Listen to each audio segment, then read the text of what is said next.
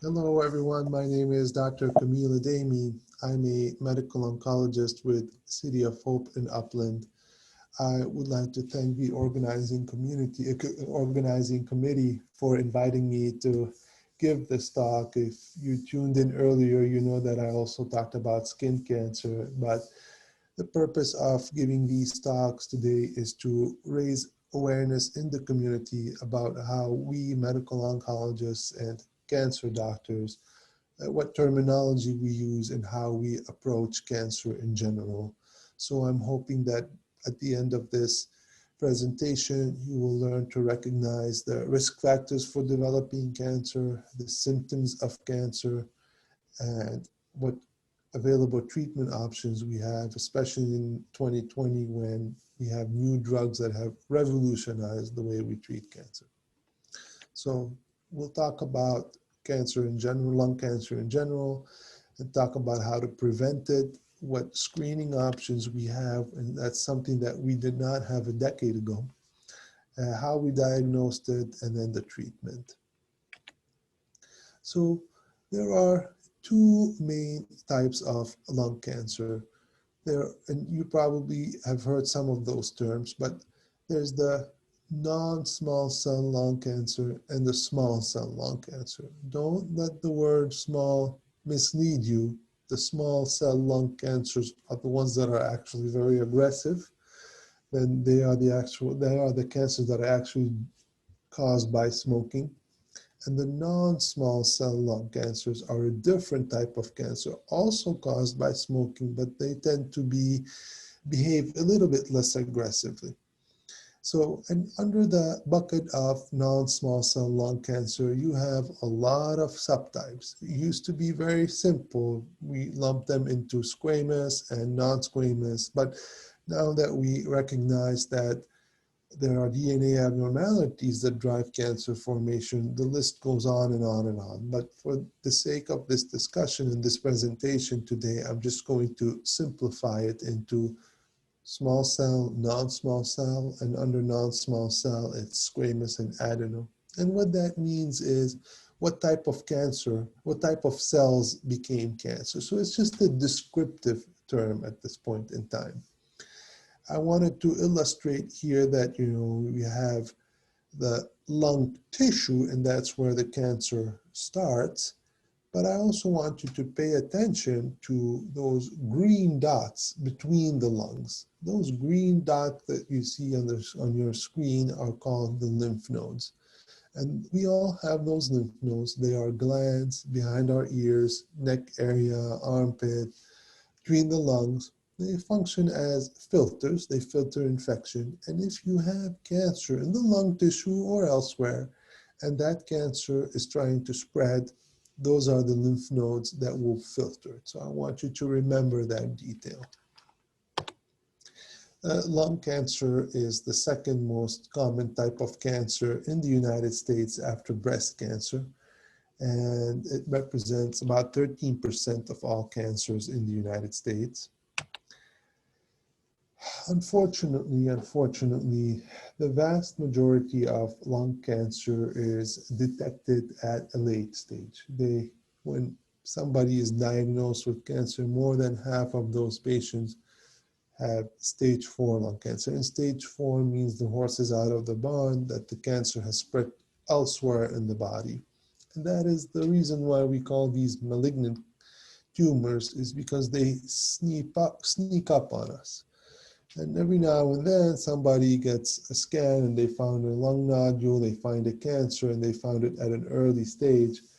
But unfortunately, the vast majority of patients present with an advanced stage. And that's a problem because if you look at the bottom part of the slide, you'll see that early stage localized cancer, they have very high survivals, whereas the distant spread cancers have a much lower survival. Even in the early stage, it's only 59% are still alive at 5 years. So I don't want to mislead you into thinking that that's benign and easy to treat, but it's much better than treating a stage 4 lung cancer.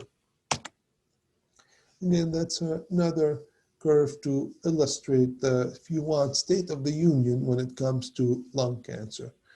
with all the efforts made in the last few decades in reducing exposure to smoking and all the measures that have been done on a social level, those curves, what they're showing you is that we're diagnosing less lung cancer, and those that we are diagnosing are living longer. And if you want, you can say that it's a success story as far as public health goes, but there is a little bit more to it. There is a reason why this curve is changing, and that's because we are now not only recognizing smoking as a risk factor, but we're also recognizing that cancer in general is an inflammatory condition. So cancer starts as a rogue cell, if you want, but it's in an inflamed environment, so it tells its bodies to grow and grow, and that's how you get cancer formation. So yes, smoking creates a lot of inflammation. The aging process creates a lot of inflammation, radiation, and chemicals, but now we're recognizing that diet can also create inflammation. And this is from the American Institute for Cancer Research. They have recommendations for cancer prevention, and I'm not going to go over all those details. You'll have the luxury of having the time to look at that at home. But if you notice, the recurrent theme on the slide is diet, it's food, and that's because in the last few years, we've recognized the role of the GI tract and the bacteria in our GI tract. So people think bacteria, they think, oh, this is something bad. It's an infection that you need to give antibiotics for. But not everybody realizes that we have good bacteria constantly living in our guts. And with what we eat and put in our stomach, we can change the nature of this bacteria and create inflammation in the entire body. Now, this is a very young science, if you want, and you're going to hear a lot more about it in the next few years. But again, the purpose of this talk is to increase awareness. So I wanted to increase your awareness that yes, the GI tract now plays a major role in cancer formation and even cancer treatment, but we don't have time to talk about that today. So I wanted you to know that it's not just smoking and age. But earlier I showed you a curve and I told you that public health played a major role in decreasing the incidence of cancer and increasing survival. But I want to also take some credit in the medical community for bending that curve. And that's because over the last decade or so, we have developed means of screening for lung cancer. You hear about mammograms for breast cancer. You hear about pap smears for cervical cancer. But one thing that unfortunately, you haven't perhaps heard a lot about, but has become a very valuable, essential tool is screening for lung cancer. And, if we had a live audience, I would, have show of hands, what age should lung screening start? As of today, which is September 2020, it should start at the age of 55. But stay tuned, folks, this might change in the very near future. But whether according to CMS, Medicare, or all of these medical societies that I have listed on the slide, if you're 55 and older and you've smoked for at least 30 years, what pack years is how when you multiply the number of packs per day by the number of years. So if you smoke a pack a day for 30 years, that's a 30 pack year. So essentially, if you're older than 55 and you were a heavy smoker and you quit smoking within the last 15 years, you are now eligible to have a CT scan, a low dose CT scan, once a year without any dye. And I want to emphasize the keywords low dose, meaning less exposure to radiation during those scans, to look for early stage cancer. Earlier, I showed you that pie chart that says that the vast majority of cancers walk in the door, lung cancers walk in the door with stage 4 cancer. We are hoping that with these screening efforts, we can shift the pendulum to early stage by having heavy smokers or people who smoked a lot before do those scans once a year. And I don't have the time to show you all the science behind that evidence, but the evidence is so compelling that hopefully by the end of this year, we will lower the bar to the age of 50 instead of age of 55, and less smoking. You don't have to be a heavy smoker. You can be a heavy or moderate smoker. And so stay tuned, because again, that's going to help us as in the medical field and help us as a society in the public health field to detect lung cancer earlier and attempt to offer treatment with curative intent. So we talked about what lung cancer is. We talked about what the risk factors are. We talked about what measures we can take to prevent. We talked about the role of diet. We talked about the role of screening, trying to pick it up earlier. Let's talk about what we do when you had a scan done and there's a spot on the lungs or a mass on the nodule or a lesion. These are words that we doctors throw around, and they really mean the same thing. There's something abnormal in the lung. That is when I'm going to address with you the common questions that I get in clinic. Well, doc, how are we going to know what this is? The only way to know if it's cancer or not is to biopsy. The scan doesn't tell the full picture. The shape, the size of it doesn't necessarily guarantee that it's that. The only way to know that if this is cancer or not is to do a biopsy. Today, it's become much easier. They can put a needle in the lung nodule. They can take a piece of it, and they do that under a CT scan. So it's much safer than what it used to be before. That is how we diagnose cancer. So the biopsy is always step one, and that's the most important step, because we can look at the enemy under the microscope, see what it looks like, and do studies on it to see what treatment works best for it. I get asked this question a lot, Doc. Should we take it out?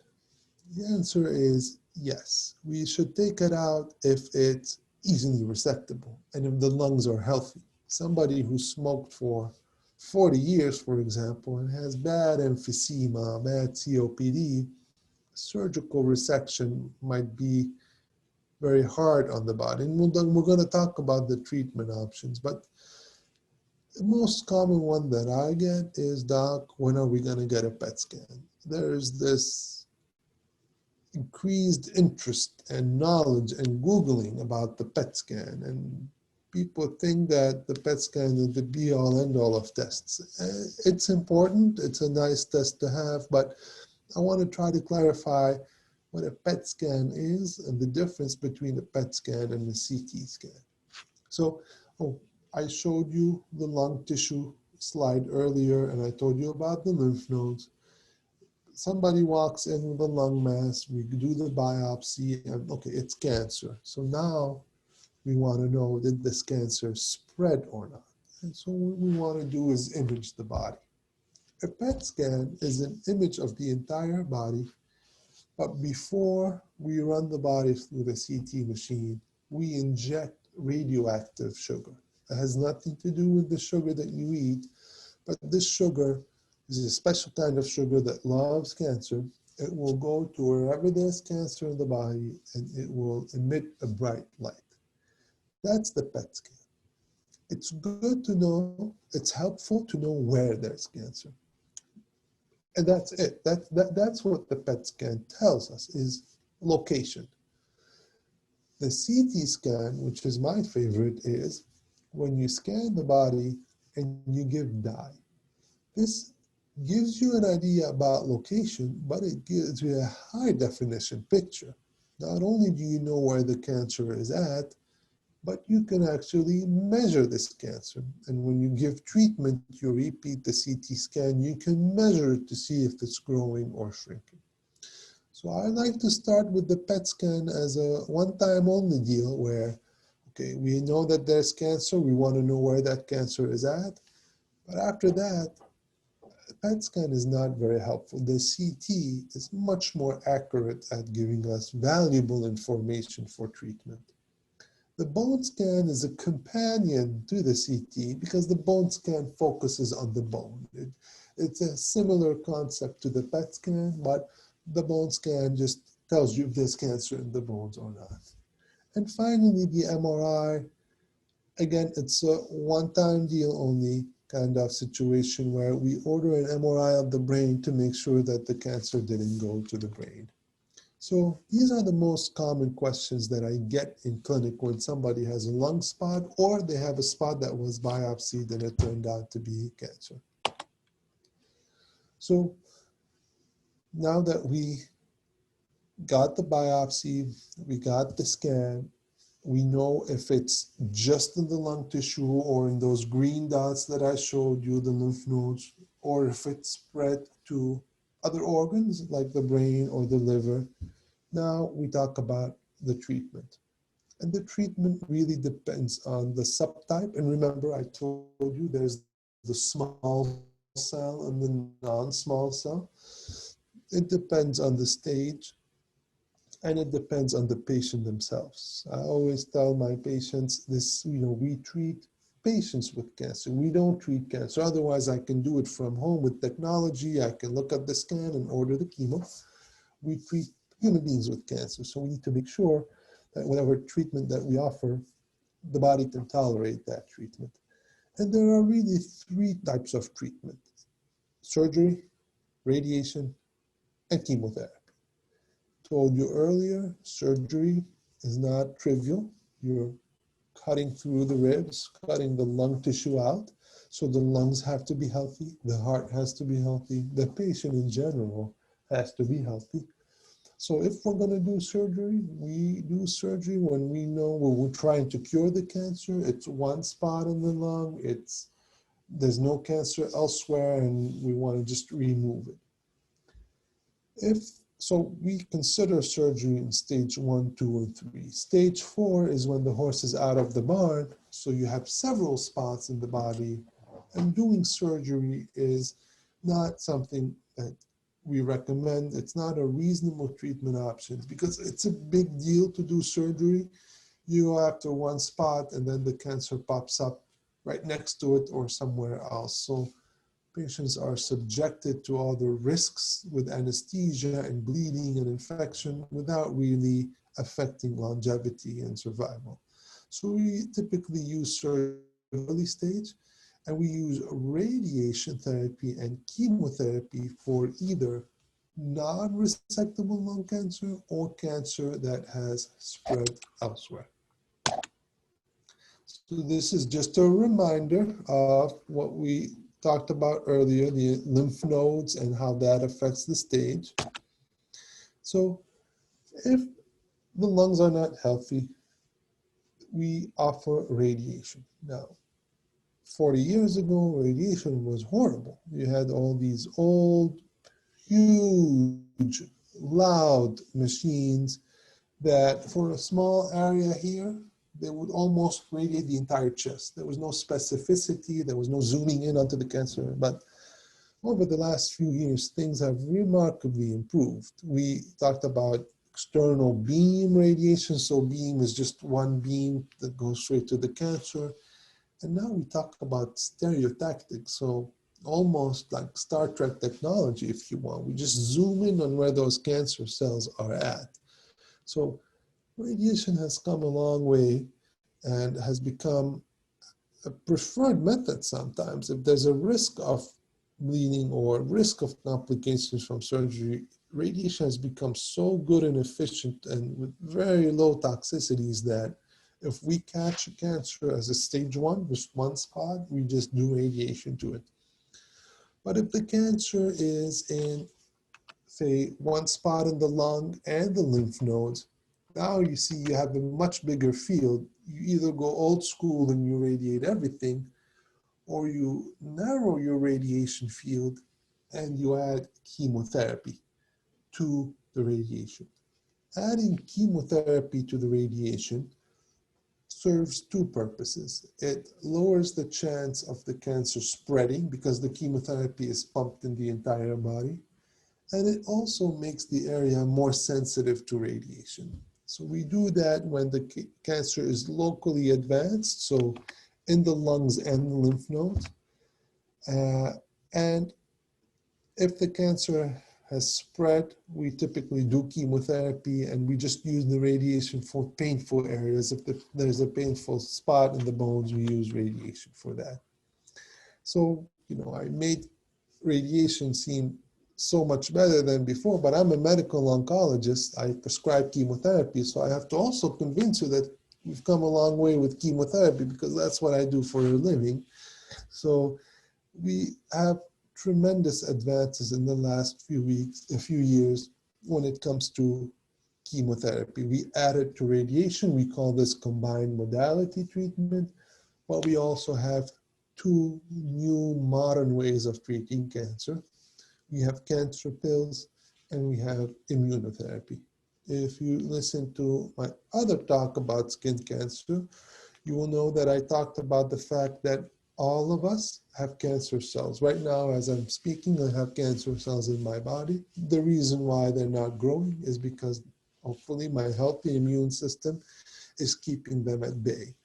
Same thing applies for lung cancer. We talked about the role of the immune system and inflammation and so on and so forth. So now we have modern medicine called immunotherapy, and I'm sure you've seen all those commercials on TV. This immunotherapy, it lights up a fire in the immune system and it tells the immune system to go and attack the cancer. The oral chemotherapy pills, those are for a very rare subtype of cancer that's driven by a very rare subtype of DNA abnormality. The one thing that I don't want you to walk away from this presentation thinking is that we don't do IV chemotherapy anymore, we just do pills. That's not true. There are chemotherapy pills out there, but to be honest with you, we only use them in 10 to 15% of cases. For the rest of the cases, if the cancer is stage 4, unfortunately, we're still doing systemic treatment, which means IV chemotherapy in the vein to go cover the entire body. The common side effects when we talk about systemic therapy or chemotherapy, it's low immunity, increased risk of infection, nausea, vomiting, diarrhea. I lump those together because we have excellent medicine to treat those side effects and even prevent them. And now this new hot topic of autoimmune side effects, because I told you we now use immunotherapies to stimulate the immune system. Unfortunately, sometimes there's no brake pedal. The immune system just goes crazy. Not only does it attack the cancer, but it also attacks the normal tissue in the body. And it can attack anything, anywhere, from the tip of your skull to the tip of your toe, the skin, the brain, the heart, the lung, the kidney, any organ in the body. Now, luckily, it's rare.